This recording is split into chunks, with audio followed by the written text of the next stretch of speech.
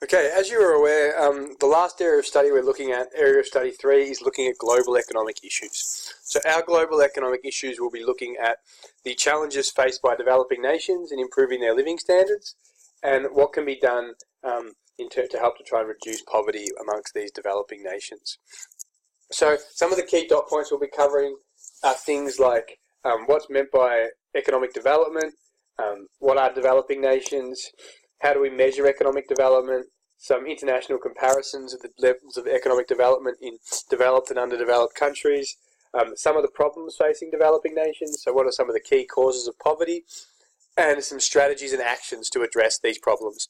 So what can we do on a global scale? What can we do within that country to try and reduce some of these issues associated with developing nations? So just some facts about world poverty to start off with.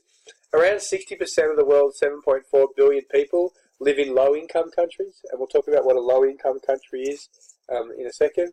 Over 900 million people live below the severe poverty line. So the severe poverty line is currently seen as $1.90 per day. So if you're living below $1.90 per day, you're in severe poverty. So during this chapter, we'll be looking at the reasons for global poverty, causes of low income in third world countries, the challenges they face in improving their living standards, and ways that governments can address these concerns. Just in looking at how does extreme poverty vary by region, as you can see, the number of people, and then different websites have different figures on the exact number of people living in poverty, but according to the World Bank, 766 million people currently live in poverty in 2013, and nearly half of those, or over half of those, are in sub-Saharan Africa, with the next highest percentage in South Asia, and then East Asia and Pacific, Latin America, and then Europe and Central Asia. The percentage of people in the world living in extreme poverty has fallen from 35% in 1990 to just 10.7% in 2013. So there has been a big difference, but there is still a lot of global poverty.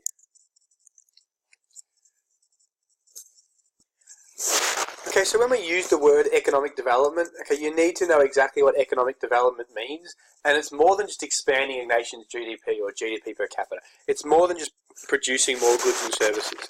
Economic development, the strict definition, refers to the economic, social, political, and institutional changes that are needed in low-income countries to improve their material and non-material living standards. So when we say economic, we're looking at things like GDP, income per person.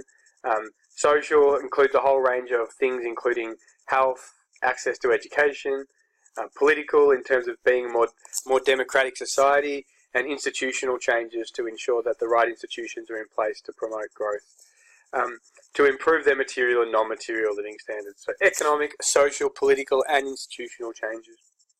And that includes things like improving economic growth, improving equality, education, improving health.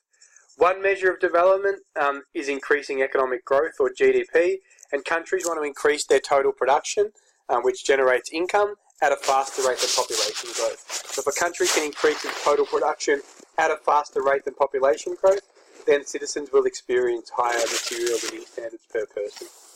Countries also aim to solve problems like high unemployment, low incomes, poverty, illiteracy, and short life expectancies and poverty as well.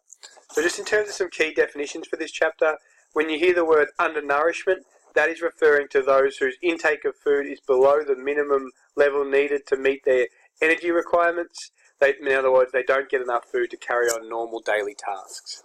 Developing countries, they're generally countries with a low level of economic development and are in the process of improving their level of economic development. And in terms of economic development, as I said in the last slide, it's improvements in the economic well-being of a nation, including both material and non-material factors, and includes growth in incomes, better access to infrastructure, better access to health, education, as well as improvements in human rights and people having a say within society. So you need to be aware of some of the key pillars of development.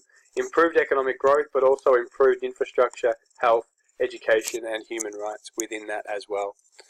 We'll talk about the main indicators used to signal living standards within the next video.